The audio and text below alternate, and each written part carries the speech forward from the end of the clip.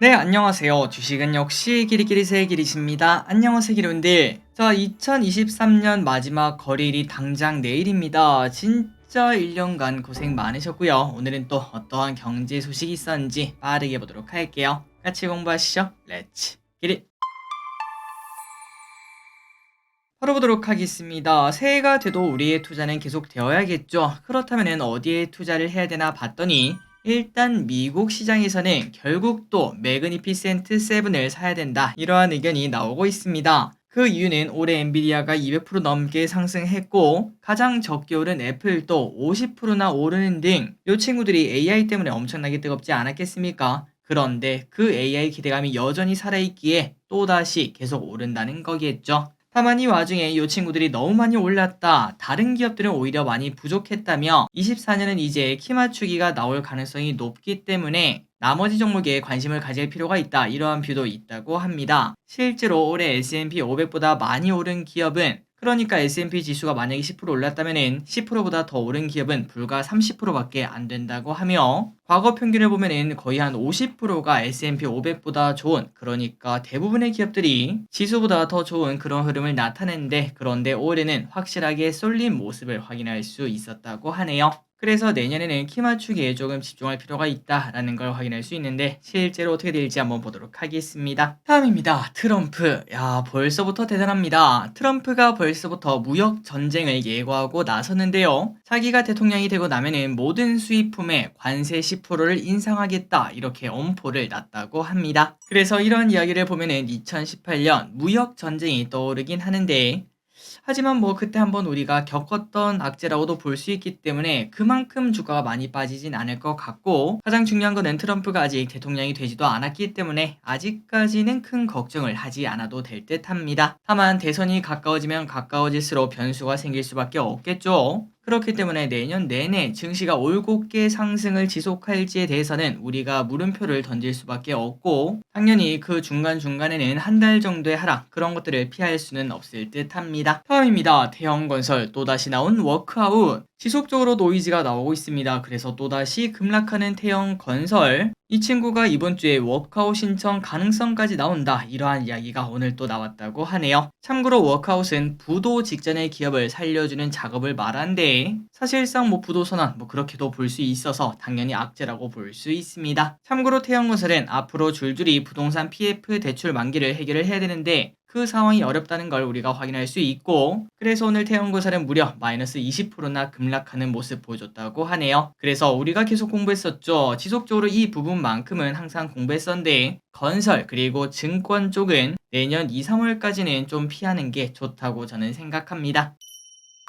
다음입니다. 이스라엘 전쟁 수개월 지속할 것. 이스라엘 전쟁이 계속될 것이라고 합니다. 이스라엘 참모총장은 기자회견에서 이 전쟁은 필수적, 수개월간 지속, 이렇게 말을 했다고 하네요. 그렇기 때문에 새로운 해가 열려도 결국은 전쟁이 지속될 듯한데 피해가 더 이상 커지지 않기를 진심으로 바랄 뿐입니다. 다음입니다. 하지만 인텔은 이 와중에 이스라엘에 투자를 한다는 소식입니다. 전쟁이 한창인 이스라엘에 인텔이 32조 원이나 투자를 한다고 하는데요. 그것도 어디에 투자하나 봤더니 바로 반도체, 파운드리에 투자를 하는 거다 보니까 삼성전자가 깜짝 놀랐다고 합니다. 그리고 인텔이 이스라엘뿐만 아니라 여러 곳에 같이 투자를 하고 있어서 향후 인텔이 파운드리 2등 자리를 꿰찰 것, 삼성전자를 따라잡을 것, 이러한 얘기도 나오고 있다고 하네요. 다만 이제 이러한 소식을 봤을 때 반도체를 떠나서 이제 이스라엘에 이렇게 투자를 한다는 거는 아마도 이스라엘 전쟁이 곧 끝날 것을 예상하지 않았을까, 큰 피해가 없는 거를 이미 예상한 거 아닐까라는 얘기도 해볼 수 있겠네요. 그래서 이제 이런 걸 봤을 때 전쟁이 빠르게 끝나면서 이제 재건주의 시대도 한번 왔으면 좋겠고, 그리고 참고로 애초에 인텔과 이스라엘이 많이 긴밀한 사이라고 하네요. 과거 모비라이 자율주행 기업, 요 친구도 이스라엘 기업이었는데 인텔이 인수한 적도 있었다고 합니다. 다음입니다. HBM 이미 완판이에요. 내년 삼성과 하이닉스가 HBM 생산 능력을 2배나 증설합니다. 늘어나는 수요에 대비하는 건데, 중요한 거는 내년 수준은 이미 완판이라고 합니다. 또한 엔비디아는 그 이후의 물량 확보를 위해서 오히려 선수금을 이례적으로 지급하는 모습을 보여주고 있다고 하며, 참고로 HBM이 D램 시장에서 차지하는 비중은 올해는 9%밖에 안 되는데 내년에는 2배, 19%로 증가를 한다고 합니다. 이런 상황이다 보니까 모두가 HBM 이렇게 말한다고도 말할 수 있겠네요. 그래서 이러한 분위기 때문인지 오늘 또 삼성전자 신고가 내며 78,000원. 사실 이제 진짜 다 왔습니다. 8만전자. 당장 코앞인 걸 확인할 수 있습니다. 다음입니다. 갤럭시 S24 초읽기. 자, 내년에는 갤럭시 S24가 출시가 됩니다. 이제 한 달도 남지 않은 상황인데 사람들의 기대감이 커져가고 있다고 하네요. 일단 색상은 블랙, 퍼플, 화이트, 옐로, 그리고 울트라는 블랙, 그레이, 바이올렛, 옐로 이렇게 지원한다는 썰이 돌고 있고, 또한 S24에는 구글의 인공지능 바드를 사용할 수 있을 것으로 보인다고 합니다. 게다가 온디바이스 AI도 기대감이 있겠죠. 실시간 통화 통역, 메일 작성, 문서 요약, 배경화면 제작 등 이런 것들도 지원할 것으로 보인다고 하니까 내년 1월 18일 그때 언팩 행사가 있다고 해요. 그때 우리가 또 관심 있게 봐야 될 듯합니다. 그리고 그 전, 그 다음에 그 후 온디바이스 AI 관련주 흐름도 잘 봐야겠죠. 다음입니다. 전기차 보조금 줄어요. 내년에 전기차를 산다면 올해보다 100만원 더 비싸게 사야 될 수 있다고 합니다. 그 이유는 바로 전기차 보조금이 줄어들기 때문인데요. 대략 올해는 500만원에서 내년에는 400만원으로 줄어들게 된다고 하네요. 참고로 2021년 그때는 700이었습니다. 계속 줄어들고 있는 걸 확인할 수 있고,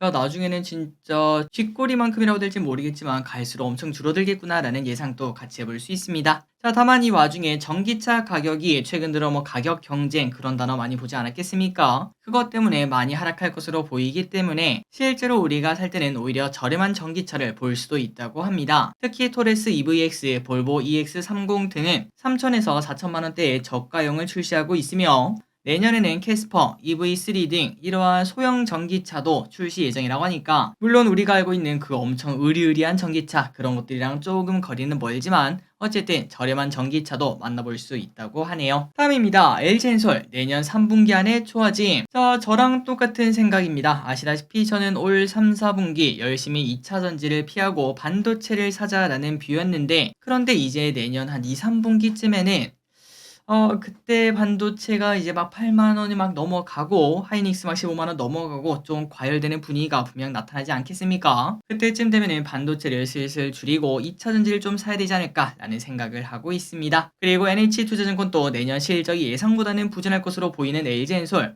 하지만 분위기가 하반기에 전환될 것으로 보이기 때문에 주가는 여름 전에 움직일 수 있다 이렇게 언급을 했습니다. 그 중심에는 미국 대선 마무리, 리튬 가격 반등, 조정으로 인한 가격 메리트 등 이런 것들이 있을 것으로 보인다고 하니까 과연 2차 전지의 흐름은 내년에 반등할 수 있을지, 만약에 반등한다면 언제가 될지, 빠르면은 1분기가 될 수도 있고요. 늦으면 한 3분기쯤 될 수 있을 듯한데 앞으로의 흐름을 계속 지켜보도록 하겠습니다. 다음입니다. HMM 그리고 페노션. 자, 하림이 HMM을 인수하기로 하면서 주가 널뛰기를 우리가 확인했었죠. 하지만 아직도 팽팽한 기싸움을 하며 계약 성사 여부까지 물음표가 생기고 있습니다. 그런데 이건 뭐 당연하다고 볼 수 있습니다. 사려는 자는 조금이라도 싸게, 팔려는 자는 조금이라도 비싸게 팔려고 할 텐데 일단은 기싸움을 열심히 하고 있다고 하죠. 그런데 혹시나 삐걱거린다는 소식이 다음 달 말쯤에도 나오게 된다면은 페노션이 갑자기 급등하는 시나리오가 써질 수 있습니다. 여러분들이 아시다시피 HM을 인수할 때 돈이 좀 부족하지 않겠습니까?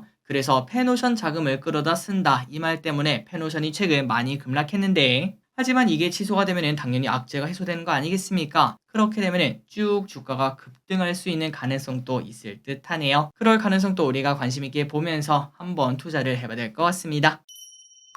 다음입니다. 가짜 택시가 기승이다. 저 기리슨 이거 보고 깜짝 놀랐어요. 아니 무슨 요즘 같은 시대에 가짜 택시가 있나 라는 생각을 하면서 봤는데 그런데 실제로 많다고 합니다. 한번 내용을 보도록 할게요. 자, 연말이 되면서 택시 수요가 많아지자 불법 택시가 기승을 부리고 있다고 합니다. 승용차를 택시처럼 위장하고 불법 운용하는 건데요. 외관은 비슷하지만 정식 차량이 아니기 때문에 미터기가 없고 번호판 숫자나 글자가 이상한 경우도 있다고 합니다. 그리고 요 가짜 택시의 공통점이 바로 이겁니다. 사람이 엄청나게 붐빌 때, 특히 택시가 많이 없을 때 뭐 새벽 1시, 2시 그때쯤 되겠죠. 그리고 날씨가 막 춥다 보면은 돈을 좀 많이 줘도 좀 타지 않겠습니까? 그런 사람들을 노리고 터무니없이 비싼 요금을 현금으로 요구한다고 합니다. 그럼에도 불구하고 사람들은 탈 수밖에 없으니까 타게 된다고 하네요. 특히 김포공항, 서울역, 이태원, 강남, 홍대 등 이런 쪽에서 많이 발견이 되고, 물론 날씨가 너무 춥고 어쨌든 택시를 타야 되니까 이런 것들을 이용해도 상관없지 않냐라는 얘기를 해볼 수 있긴 하지만 불법이라는 게 가장 중요하고 그리고 만약에 좀 안 좋은 일이 생길 수도 있지 않겠습니까? 특히 밤에 우리가 만약 술 취한 상태에서 정말 아무것도 모르는 그러한 차량에 탑승하게 되면은 분명 나쁜 일이 생길 수 있기 때문에 이런 부분은 빠르게 점검이 필요하지 않나라는 얘기를 해봅니다. 특히 가장 중요한 게 외국인이겠죠. 아무것도 모르는 외국인이 한국에 대한 나쁜 그 기억까지 만들 수 있기 때문에 당장의 조정이 필요할 듯합니다. 다음입니다. 최악의 소식이 나왔습니다. BHC 저 길이 정말 좋아하는데요. 하지만 2년 만에 가격을 올린다고 하네요. 29일부터 85개 제품의 가격을 500원에서 3,000원까지 평균 12.4%를 인상한다고 합니다. 뿌링클, 맛초킹, 양념치킨, 후라이드, 골드킹은 각각 3,000원이 올라서 후라이드가 무려 17,000원에서 2만원으로 올라 엄청나죠. 후라이드 2만원 시대가 열렸다고 합니다. 물론 2년 만에 올리는 거다 보니까 뭐 올릴 때 되긴 했지 라는 얘기를 해볼 수 있긴 하지만 그럼에도 조금 아쉬운 건 사실인데요. 하지만 BHC 입장에서도 어쩔 수 없었다고 합니다. 배달비, 인건비, 임대료 등의 상승으로 가맹점주의 수익 악화가 지속되어 가격을 인상하기로 했고 그동안 가맹점주들이 여러 차례 간담회를 통해 가격 인상을 이렇게 많이 요구를 했는데 그걸 이제 반영한다고 합니다. 어쨌든 이제 BHC 가격 부담이 되어서 잘 안 시켜 먹게 될 수 있을 것 같기도 한데 하지만 또 이 가끔 그 맛초킹이 진짜 맛있거든요. 이게 또 생각나는 날이 있을 텐데 그때 한 번씩 사 먹어야 될 것 같습니다. 다음입니다. 애플워치 미국에서 못 판다. 조금은 충격적인 소식이죠. 애플워치 9과 울트라2의 미국 수입이 금지가 되었다는 소식입니다. 아니 길이 근데 애플은 미국 회사인데 뭔 수입 금지냐 라는 얘기를 할 수 있는데 하지만 이거를 다 중국 등 다른 국가에서 만들지 않겠습니까? 그러다 보니까 그거를 미국으로 가져오지 말라 이렇게 수입 금지를 했다고 하네요. 그렇다면 수입 금지가 된 이유가 뭔가 봤더니 미국 정부가 특허권 침해 분쟁으로 애플워치 2개 모델의 수입을 금지한 ITC의 결정을 받아들였다고 하고 그렇다면 무슨 특허를 침해했냐 봤더니 의료회사 마시모의 혈중산소 측정 기술 이 특허 때문에 이거를 미국으로 가져오지 말라 이런 결정을 내렸다고 합니다. 그렇다면 우리도 그걸 못 씁니까? 그건 아니라고 하네요. 수입 금지 조치는 미국만 한정되기 때문에 한국에서는 제품 판매가 지속되고 그리고 애플은 ITC의 결정에 항소로 바로 대응을 했다고 합니다. 다음입니다. PB 상품 믿었던 너도. 자, PB 상품 하면은 뭔가 가성비가 좋고 합리적이다라는 이미지가 강한데 이 친구들도 인플레 시대를 버틸 수가 없었다고 합니다. 올해 이마트는 383개 중 무려 200개에 가까운 가격을 올렸고 롯데마트도 176개 중 71개 홈플러스도 183개 중 59개의 가격을 인상시켰다고 합니다. 그리고 그 와중에 슈링크플레이션, 양이 줄어든 경우도 있었다고 하네요. 대표적으로 이마트의 맛있는 순대입니다. 이 친구는 용량이 줄어 용량 대비 가격이 20%나 인상이 되었고 이 외에도 이마트 밀크 초콜릿, 롯데마트의 소스, 만두 이런 양이 줄어든 걸 확인할 수 있습니다. 아마도 여러분들이 뭔가를 딱 샀는데 뭐야 이거 좀 양이 줄어든 것 같다. 그런데 그게 착각이 아니라 진짜라고 하네요.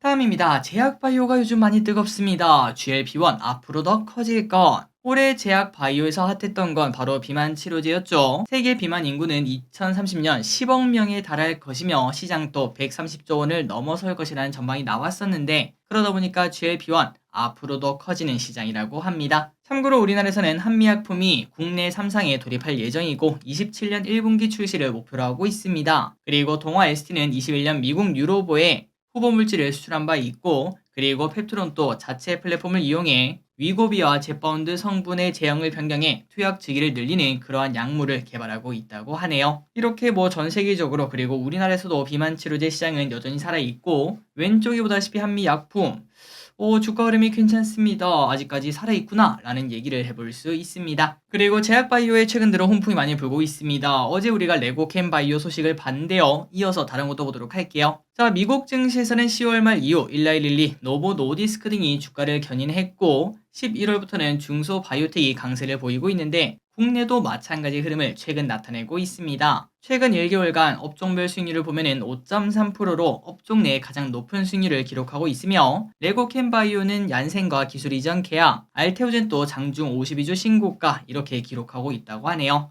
다만 이게 추세적일진 모른다. 이때까지 안 좋았기 때문에 금리가 하락한다는 기대감 때문에 그냥 바이오가 키 맞추기를 하는 거다. 이런 의견도 있고 그 반대로 연초에 국내 기업들의 기술 이전 성과까지 기대된다. 이러한 긍정적인 뷰도 있기 때문에 앞으로 어떻게 바이오가 흘러갈지 여러분들도 한번 관심 있게 봐야 될 것 같습니다.